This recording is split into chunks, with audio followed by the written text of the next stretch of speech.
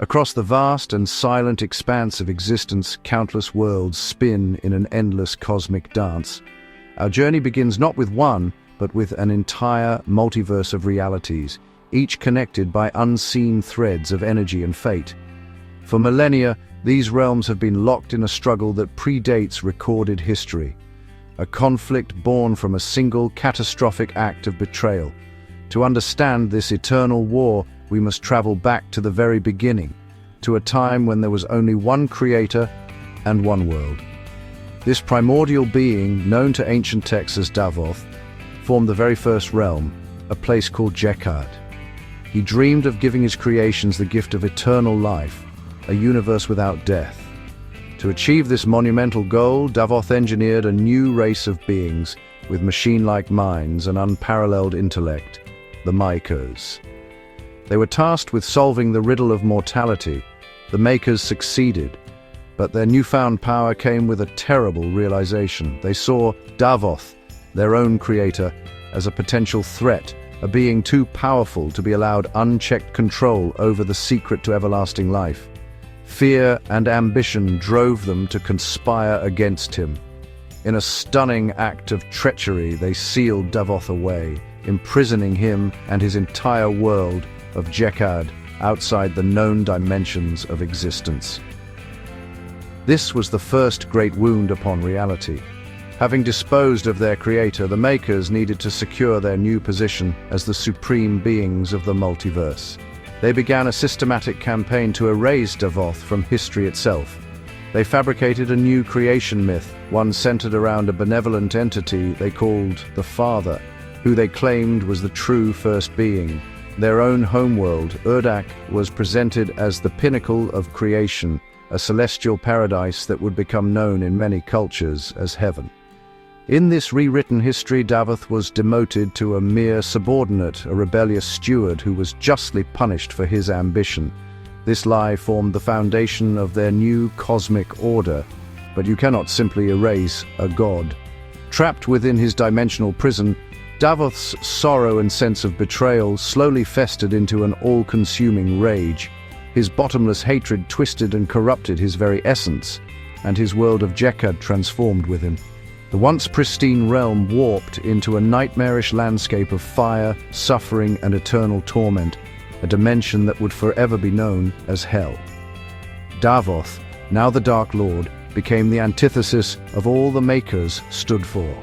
And so, the two opposing forces that would define the multiverse were born, the deceptive calm of Urdak and the burning fury of Hell, locked in a conflict that would soon spill into other worlds.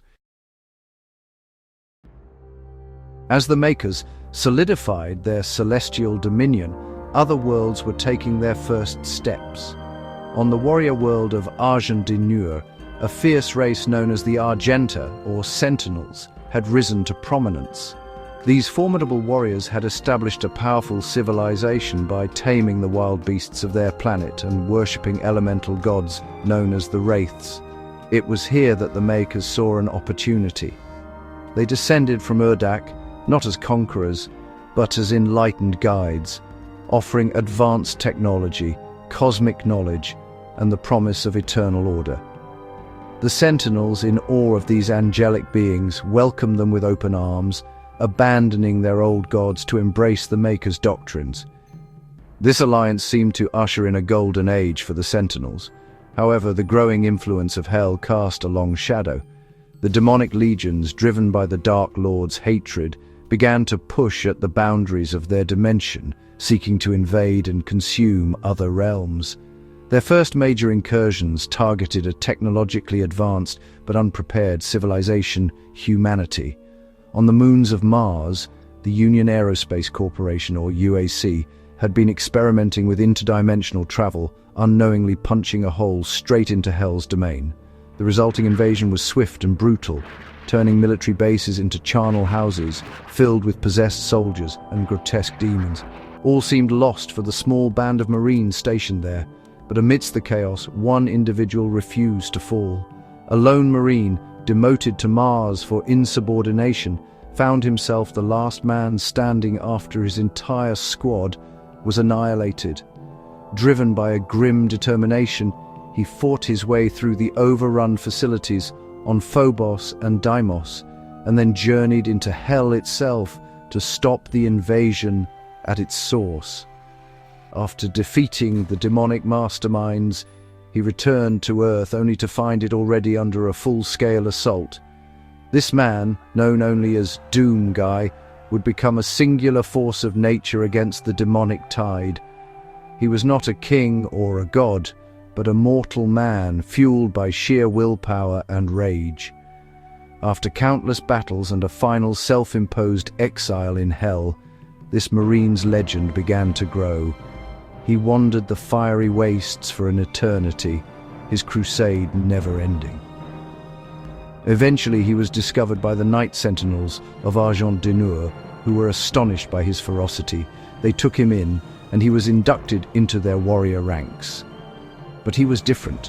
While the Sentinels fought for honor and glory, he fought with a silent, burning hatred for all demonkind. It was during this time that a high-ranking maker, known as the Seraphim, saw his potential. He subjected the Marine to a divine machine, infusing him with otherworldly power. In that moment, the mortal Doom Guy died, and the demigod known as the Doom Slayer was born. The Doom Slayer's newfound power turned the tide in the Sentinels' long war against Hell. He became their champion, a walking apocalypse for the demonic legions, capable of felling even the colossal titans that marched from the depths. However, a dark secret lay at the heart of the Maker's power, a secret that connected them directly to their sworn enemies. The Khan Maker, the supreme ruler of Urdak, had made a clandestine pact with the Dark Lord of Hell. She had discovered that Argent energy, the very power source that sustained her world and fueled the Sentinels' strength, could be mass-produced by harvesting the souls of mortals tortured in Hell. This unholy alliance created a terrifying cycle of consumption. The Makers would secretly guide Hell's invasions of mortal worlds, allowing demons to harvest countless souls.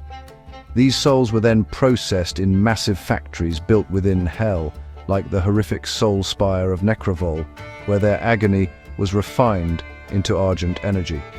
This energy was then sent back to Urdak, ensuring the Maker's immortality and empowering the Sentinel warriors, who unknowingly fought, using the tormented essence of the very people they believed they were protecting.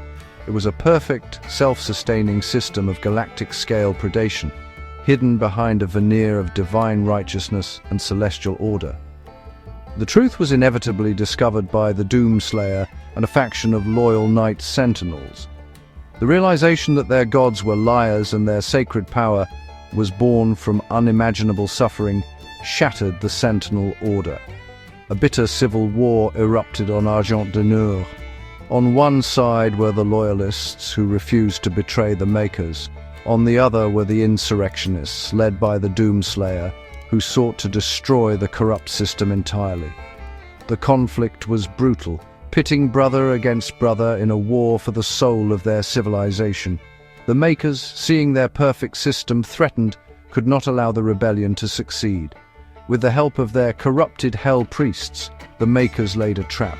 They lured the Doom Slayer and his remaining followers deep into Hell, then sealed them in. Surrounded and overwhelmed, the last of the rebel Night Sentinels fell, their spirits left to haunt the demonic wastes. The Doomslayer fought on, a one-man army against an entire dimension, but even he was eventually subdued. The demons, unable to kill him, entombed him in a cursed sarcophagus, hoping to contain his rage for all time. With the Slayer gone and the truth buried, the Makers and Hell were free to continue their grim harvest across the multiverse, their terrible secret safe once more. The story of the Doomslayer, the Makers, and the Dark Lord is but one thread in a much larger tapestry. Our explorations have revealed evidence of alternate timelines and parallel universes, each with its own version of Earth, Mars, and the struggle against Hell. These are not mere possibilities, but coexisting realities. In one such timeline, the UAC's disastrous portal experiment on Mars occurred in the year 2145. There, a different Marine fought against an invasion, orchestrated by a corrupted scientist, Dr. Betruger, and discovered the remnants of an ancient Martian civilization that had sacrificed itself to create a weapon known as the Soul Cube. This hero, too, ventured into hell and back to save his world. In yet another reality, we find connections that stretch across different sagas of conflict. Evidence suggests a marine who battled a demon named Kronos was a direct descendant of a legendary World War II hero who once fought a similar cybernetic demon. This hints at a cosmic feud that spans generations and dimensions, with certain families or bloodlines seemingly destined to confront the forces of hell. These alternate histories show us that the war is not a singular event, but a fundamental constant of the multiverse. In every timeline, it seems, humanity finds itself on the brink, and a lone warrior rises to push back the darkness. What does this tell us about the nature of this endless conflict? It suggests that the struggle between heaven, hell, and humanity is a universal archetype, a pattern that repeats with infinite variations. Perhaps each reality is an experiment, a different answer to the same cosmic questions of mortality, betrayal, and survival. While the Doomslayer we have followed appears to be a unique, unparalleled force, it is clear that the spirit of defiance he embodies is not.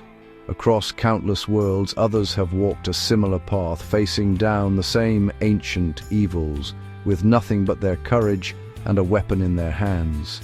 Even with the death of the Dark Lord Darvoth and the fall of the Khan Maker in the primary timeline, the multiverse remains a place of profound mystery. The destruction of Hell's creator silenced the demonic hordes, but for how long? Did his demise truly erase all demons from existence, or merely sever their connection to a central will? The Makers sealed the Slayer away once more, but such a being cannot be contained forever. The echoes of war still reverberate across the dimensions, and as long as a single world remains, the potential for another invasion, another betrayal, and the rise of another hero remains. The struggle for survival is, and perhaps always will be, eternal.